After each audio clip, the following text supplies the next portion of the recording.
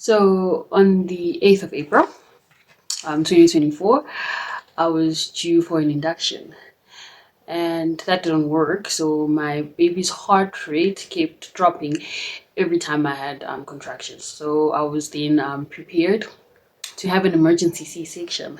I remember at this point I was then taken to a different section of the ward.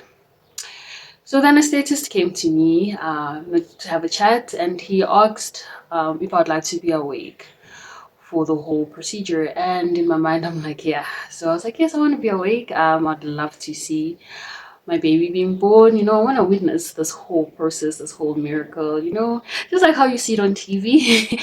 And have my baby come to me and hold him to skin to skin.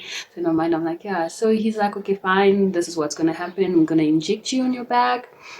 It's gonna feel like a pinch, and he pinches my arm. I remember him literally pinching my arm, like, to illustrate the pain. I'm like, okay, cool, that's not too bad. It's like, I can do this, so no problem. We're going to the theater. My husband is there. I'm asked to have my back turned or face to the anesthetist. And so my husband comes, he holds me, and telling me I've got this, encouraging me. And I just then I remember this sharp pain coming into my back. So I'm injected, and oh, it's painful. Like, I am not expecting this pain. So he injects me, and I start to cry. I remember crying. He then proceeds to inject me the second time. Oh my God. I cried. I screamed.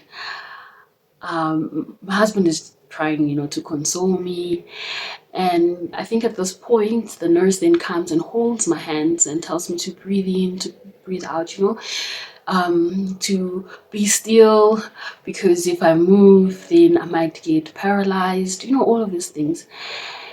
And so she's just telling me, breathe in, breathe out, you've got this, you've got this. The third injection, oh my God. I'm like thinking to myself, this is not a pinch.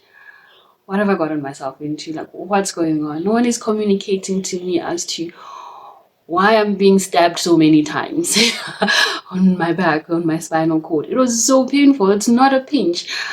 He goes on to jab me the fourth time. Like, at this point, I feel like I don't know how many times I was injected. I was just screaming. I was screaming and crying. Growing up, like, my parents spanked me and I would cry, but the level of crying and in the hospital compared to what my parents would do to me is really nothing. Like, oh my goodness, I've never screamed like I did. And the joy of everything is now kind of forgotten, it's lost. I've forgotten that, oh, there still needs to be a baby that must come out. So I'm just trying to comprehend what has happened. Why am I being stabbed so many times? Injected, rather. It felt like a stabbing. Why am I being injected so many times? Like, no one is communicating to me, like, what's going on. I remember at some point, the needle just did like a funny movement in my spinal cord, and now I couldn't like hold myself. I just like spasmed, so like an involuntary movement. I just couldn't hold myself. It was so painful. I'm like, what is this man digging for in my spine? I'm like, is he an intern? Is he learning how to do this? Like, what's going on? No one is communicating.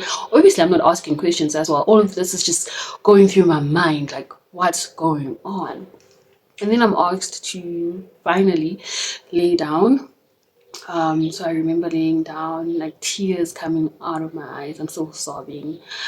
My husband next to me is just trying to console me. And I remember feeling this cold, like very cold thing on my lower part of the body. And the doctor asks me, can you feel that? And I'm like, yes, I can.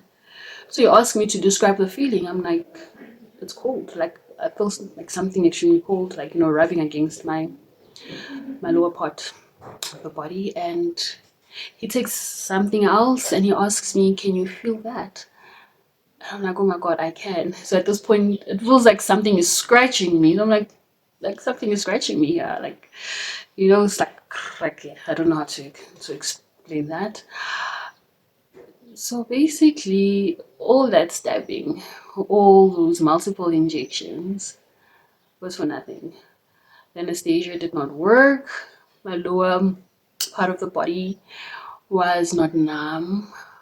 So I was in so much pain still. And unfortunately, I couldn't witness the birth of my baby. I couldn't witness the birth of my baby. They had to put me to sleep. And I just remember before like passing out, and everything just going blank. I just remember like praying and saying, God, I hope I wake up, to see my baby. I just pray I wake up to see my baby. That was the last thing I remember, and then boom, And after some time, obviously I'm out of it, so I don't know how long. But then I wake up to the call of my name. Judith, Judith, can you hear us? Judith, Judith, wake up. Judith, Judith, can you hear us? And as I opened my eyes, oh my gosh, like, tears are still rolling out of my eyes, like they're dropping. So I don't know, like I was probably still crying during during the time I was passed out.